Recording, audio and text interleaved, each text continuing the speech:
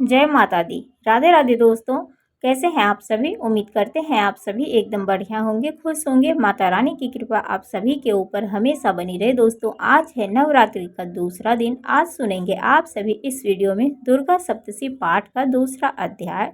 कल सुने थे पहला अध्याय। तो चलिए दोस्तों, इस पाठ को सुनते हैं और इस पाठ को पूरा सुनिएगा दोस्तों। और हाँ, अगर यह पाठ पसंद आए तो वीडियो को लाइक आप सभी जरूर कर दीजिएगा। तो दुर्गा सप्तशती पाठ की कथा इस प्रकार से है दोस्तों, और इस कथा को पूर्ण सुनने से दुर्गा माता की कृपा हम सभी पर हमेशा बनी रहती है। देवताओं की तेज से देवी का प्रादुर्भाव और महिषासुर सेना का वध। महर्षि मेधा बोले, प्राचीन काल में देवताओं और असुरों में पूरे 100 वर्षों तक घोर युद्ध हुआ था और देवराज इंद्र के नायक थे। इस युद्ध में देवताओं की सेना परास्त हो गई थी और इस प्रकार संपूर्ण देवताओं को जीत महिषासुर इंद्र बन बैठा था। युद्ध के पश्चात हारे हुए देवता प्रजापति श्री ब्रह्मा को साथ लेकर उस स्थान पर पहुंचे जहां पर कि भगवान शंकर विराजमान थे। देवताओं ने अपनी हार का सारा वृतांत भगवान श्री विष्णु जी और शंकर जी से कह सुनाया। वो कहने लगे, हे प्रभु, महिषासुर सूर्य, चंद्रमा, इंद्र, अग्नि, वायु, यम, वरुण तथा अन्य देवताओं के सब अधिकार छीनकर सबका अधिष्ठाता स्वयं बन बैठा है। उसने समस्त देवताओं को स्वर्ग से निकाल दिया है। वह मनुष्यों की तरह पृथ्वी पर विचर रहे हैं। दैत्यों की सारी करतूत हमने आपको सुना दी है और आपकी शरण में इसलिए आए हैं कि आप उनके वध का कोई उपाय सोचें। देवताओं की बातें सुनकर भगवान श्री विष्णु जी और शंकर जी को दैत्यों पर बड़ा गुस्सा आया। उनकी भौहें तन गई और आंखें लाल हो गई। गुस्से में भरे हुए भगवान विष्णु के मुख से बड़ा भारी तेज निकला और उसी प्रकार का तेज भगवान शंकर, ब्रह्मा और इंद्र आदि दूसरे देवताओं के मुख से प्रकट हुआ। फिर वह सारा तेज एक में मिल गया और तेज का पुंज वह ऐसे दिखता था जैसे कि ज्वालामयान पर्वत हो। देवताओं ने देखा कि उस पर्वत की ज्वाला चारों ओर फैली हुई थी और देवताओं के शरीर से प्रकट हुए तेज की किसी अन्य तेज से तुलना नहीं हो सकती थी। एक स्थान पर इकट्ठा होने पर वह तेज एक देवी के रूप में परिवर्तित हो गया और अपने प्रकाश से तीनों लोकों में व्याप्त जान पड़ा। वह भगवान शंकर का तेज था। उससे देवी का मुख प्रकट हुआ। यमराज के तेज से सिर के बाल बने। भगवान श्री विष्णु जी के तेज से उसकी भुजाएं बनी। चंद्रमा के तेज से दोनों स्तन और इंद्र के तेज से जंघा तथा पिंडली बनी और पृथ्वी के तेज से नितंब भाग बना। ब्रह्मा के तेज से दोनों चरण और सूर्य के तेज से उनकी उंगलियां पैदा हुई। वसुओं के तेज से हाथों की उंगलियां और एवं कुबेर के तेज से नासिका बनी। प्रजापति के तेज से उसके दांत और अग्नि के तेज से उसके नेत्र बने। संध्या के तेज से उसकी भौहें और वायु के तेज से उसके कान प्रकट हुए। इस प्रकार उस देवी का प्रादुर्भाव हुआ। महिषासुर से पराजित देवता उस देवी को देखकर अत्यंत प्रसन्न हुए। भगवान शंकर ने अपने त्रिशूल में से एक त्रिशूल निकालकर उस देवी को दिया और भगवान विष्णु ने अपने चक्र में से एक चक्र निकालकर उस देवी को दिया। वरुण ने अपने चक्र में से निकालकर एक चक्र देवी को दिया। वरुण ने देवी को शंख भेंट किया। अग्नि ने इसे शक्ति दी। वायु ने उसे धनुष और बाण दिए। सहस्त्र नेत्रों वाले श्री देवराज इंद्र ने उसे अपने वज्र से उत्पन्न करके वज्र दिया और ऐरावत हाथी का एक घंटा उतारकर देवी को भेंट किया। यमराज ने उसे काल दंड में से एक दंड दिया। वरुण ने उसे पास दिया। प्रजापति ने उस देवी को माला दी और ब्रह्मा जी ने उसे कमंडलू दिया। सूर्य ने देवी को समस्त रोमों में अपनी किरणों का तेज भर दिया। काल ने उसे चमकती हुई ढाल और तलवार दी और उज्जवल हार और दिव्य वस्त्र उसे भेंट किए और इनके साथ ही उसने दिव्य चूड़ामणि दी, 2 कुंडल, कंगन, उज्ज्वल अर्धचंद्र, बाहों के लिए बाजूबंद, चरणों के लिए सुंदर नुपुर, गले के लिए सुंदर हंसली और उंगलियों के लिए रत्नों की बनी हुई अंगूठियां उसे दी। विश्वकर्मा ने उनको फरसा दिया और उसके साथ कई प्रकार के अस्त्र और अवैध कवच दिए। इसके अतिरिक्त उसने कभी न कुम्हलाने वाले सुंदर कमलों की मालाएं भेंट की। समुद्र ने सुंदर कमल का फूल भेंट किया। हिमालय ने सवारी के लिए सिंह और तरह तरह के रत्न देवी को भेंट किए। यक्षराज कुबेर ने मधु से भरा हुआ पात्र और शेषनाग ने उन्हें बहुमूल्य मणियों से विशोभित नागहार भेंट किया। इसी तरह दूसरे देवताओं ने भी उसे आभूषण और अस्त्र देकर उनका सम्मान किया। इसके पश्चात देवी ने उच्च स्वर से गर्जना की। उनके इस भयंकर नाद से आकाश गूंज उठा। देवी का वह उच्च स्वर से किया हुआ सिंहनाद आकाश में समा न सका। आकाश उनके सामने छोटा प्रतीत होने लगा। उससे बड़े जोर की प्रतिध्वनि हुई, जिससे समस्त विश्व में हलचल मच गई और समुद्र कांप उठे, पृथ्वी डोलने लगी और सबके सब पर्वत हिलने लगे।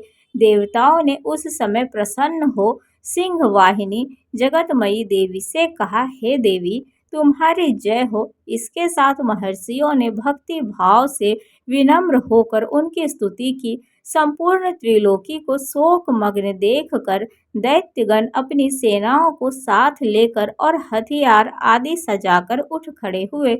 महिषासुर के क्रोध की कोई सीमा नहीं थी। उसने क्रोध में भरकर कहा, यह सब क्या उत्पात है। तभी वह अपनी सेना के साथ उस ओर दौड़ा जिस ओर से भयंकर नाद का शब्द सुनाई दिया था, और आगे पहुंचकर उसने देवी को देखा, जो अपनी प्रभा से तीनों लोकों को प्रकाशित कर रही थी। उनके चरणों के भार से पृथ्वी दबी जा रही थी। माथे के मुकुट से आकाश में एक ऐसी रेखा बन रही थी और उसके धनुष की टंकोर से सब लोग क्षुब्ध हो रहे थे। देवी अपनी सहस्त्रों भुजाओं को संपूर्ण दिशाओं में फैलाए खड़ी थी। इसके पश्चात उनका दैत्यों के साथ युद्ध छिड़ गया और कई प्रकार के अस्त्र शस्त्रों से सब की सब दिशाएं उद्भासित होने लगी। महिषासुर की सेना का सेनापति चिछुर नामक एक महान असुर था। वह आगे बढ़कर देवी के साथ युद्ध करने लगा और दूसरे दैत्यों की चतुरंगिनी सेना साथ लेकर चमार भी लड़ने लगा और 60,000 महारथियों को लेकर एक उद्रग नामक महादैत्य आकर युद्ध करने लगा और महाहुनु नामक एक असुर का 1 करोड़ रथियों को लेकर असिलोमा नामक असुर 5 करोड़ सैनिकों को साथ लेकर युद्ध करने लगा। वासकालक नामक असुर 60 लाख असुरों के साथ युद्ध में आ डटा। विडाल नामक असुर 1 करोड़ रथियों सहित लड़ने को तैयार था। अब सबके अतिरिक्त और 1000 असुर हाथी और 1000 घोड़े साथ लेकर लड़ने लगे। इन सब के पश्चात महिषासुर करोड़ों रथों, हाथियों और घोड़ों सहित वहां आकर देवी के साथ लड़ने लगा। सभी असुर तोमर, भिंदीपाल, शक्ति, मुसल, खंडकों, फरसों, पट्टियों के साथ रणभूमि में देवी के साथ युद्ध करने लगे। कई शक्तियां फेंकने लगे और कई अन्य शस्त्रादि। इसके पश्चात सबके सब दैत्य अपनी अपनी तलवारें हाथों में लेकर देवी की ओर दौड़े और उसे मार डालने का उद्योग करने लगे। मगर देवी ने क्रोध में भरकर खेल ही खेल में उन सब के अस्त्रों शस्त्रों को काट दिया। इसके पश्चात ऋषियों और देवताओं ने देवी ककी की स्तुति आरंभ करी और वह प्रसन्न होकर असुरों के शरीर पर अस्त्र शस्त्रों की वर्षा करती रही। देवी का वाहन भी क्रोध में भरकर दैत्य सेना में इस प्रकार विचरने लगा, जैसे कि वन में दानव बल फैल रहा हो। युद्ध करती हुई देवी ने क्रोध में भर जितने श्वासों को छोड़ा, वह तुरंत ही सैकड़ों हजारों गणों के रूप में परिवर्तित हो गए। फरसे, भिंदीपाल, खड्ग तथा पट्टिस इत्यादि अस्त्रों के साथ दैत्यों से युद्ध करने लगे। देवी की शक्ति से बढ़े हुए वह गण दैत्यों का नाश करते हुए ढोल, शंख और मृदंग आदि बजा रहे थे। तदंतर देवी ने त्रिशूल, गदा, शक्ति, खड्ग इत्यादि से सहस्त्रों असुरों को मार डाला। कितनों की घंटों की भयंकर आवाज से ही उन्हें यमलोक पहुंचा दिया। कितने ही असुर को उसने अपने पास में बांधकर पृथ्वी पर धर घसीटा। कितनों को अपनी तलवारों से टुकड़े टुकड़े कर दिए और कितनों को गदे की चोट से धरती पर सुला दिया। कई दैत्य मुसल की मार से घायल होकर रक्त वमन करने लगे और कई सूल से छाती फट जाने के कारण पृथ्वी पर लेट गए। कितनों की बाणों से कमर टूट गई।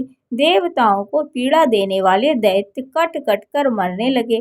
कितनों की बाहें ही अलग हो गई, कितनों की ग्रीवाएं कट गई, सर कट गए, दूर दूर तक भूमि पर लुढ़क गए। कितनों के शरीर बीच में से कट गए और जंघाएं कट गई, वह पृथ्वी पर गिर पड़े। कितने दैत्य फिर से उठ खड़े हुए और शस्त्र हाथ में लेकर देवी से लड़ने लगे और कई दैत्यगण भूमि में बाजाओं के साथ ध्वनि के साथ नाच रहे थे। कई असुर जिनके सिर कट चुके थे, बिना सिर के धड़ से ही हाथ में शस्त्र लिए हुए लड़ रहे थे। दैत्य रह रह कर ठहरो ठहरो कहते हुए देवी को युद्ध के लिए ललकार रहे थे।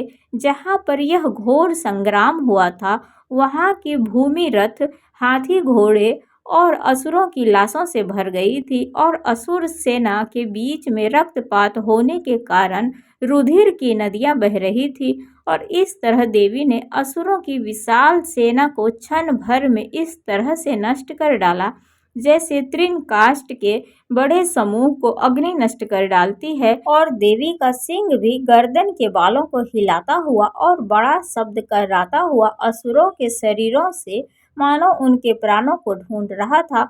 वहां देवी के गणों ने जब दैत्यों के साथ युद्ध किया, तब देवताओं ने प्रसन्न होकर उन पर आकाश से पुष्प वर्षा की। श्री मार्कंडेय पुराणे स्वर्णानिके मनवंतरे देवी महामत्ये महिषासुर सैन्यवधो नाम द्वितीयो अध्याय संपूर्ण। तो दोस्तों, दुर्गा सप्तशती की दूसरी अध्याय समाप्त हुई। इसके अगले अध्याय आप सभी को अगले वीडियो में सुनाएंगे। दुर्गा माता की कृपा आप सभी के ऊपर हमेशा बनी रहे दोस्तों। तो अगर दुर्गा सप्तशती का यह पाठ आप सभी को अच्छा लगा हो तो कमेंट में जय माता दी जरूर लिखिएगा। और जो कथा का पाठ नहीं कर सकते हैं वो सुन भी सकते हैं। सुनने से भी माँ दुर्गे की कृपा हम पर हमेशा बनी रहती है। तो चलिए दोस्तों, मिलते हैं फिर से अगले वीडियो में। राधे राधे, हर हर महादेव, जय माता दी।